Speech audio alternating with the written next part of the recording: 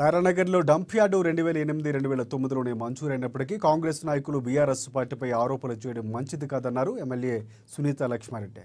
ఈ నేపథ్యంలో కాంగ్రెస్ పార్టీ నాయకుల్లో ఆమె హెచ్చరించారు. ఒక మహిళ స్వర్ణలత పిటిషన్ ఆధారంగా హైకోర్టు స్టే విధించిందని ఆమె తెలిపారు. డంప్ యార్డు తీసివేసే వరకు అఖిలపక్షం ఆధ్వర్యంలో ఆందోళన చేపడతామన్నారు. గతంలో ఎమ్మెల్యేగా మంత్రిగా నియోజకవర్గంలో చేసిన అభివృద్ధి కాంగ్రెస్ పార్టీ వారికి తెలియదా అని ప్రశ్నించారు. డంప్ యార్డు ఏర్పాటు చేయడం వల్ల వేలాది ఎకరాల వ్యవసాయ భూమి కలుషితమవుతాయని, అదేవిధంగా నీటి కాలుష్యం అవుతుందని, ఎట్టి పరిస్థితుల్లో కూడా డంప్ యార్డు పనులు నిలిపివేసే వరకు ఉద్యమిస్తామని ఆమె ప్రభుత్వాన్ని డిమాండ్ చేశారు.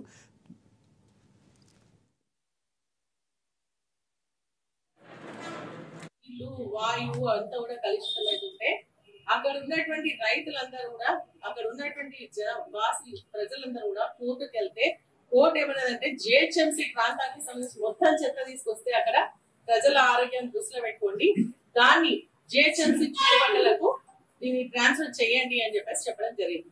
ఆ విధంగా ఆ రోజు గత ప్రభుత్వంలోనే 2008-9లోనే మరి వీటి తారానగర్ గాని, మరి లక్నాడ గాని, చౌటుపల్లి గాని ఆ 3 ప్రాంతాలను ఎంపిక చేసి కోర్టుకి ఇవ్వడం జరిగింది.